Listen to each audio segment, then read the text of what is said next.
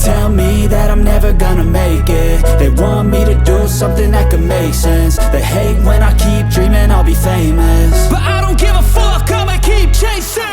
I got all this potential that's deep inside of me, but they hate when you're successful cause they try to be. They sit there being judgmental because you're trying things, and they just want you to settle and do the right thing. So get a good job, don't slack off. Wake up every morning, make a good impression on your boss. Don't do anything that I wouldn't do, and when you're making money, make sure you don't spend it too soon.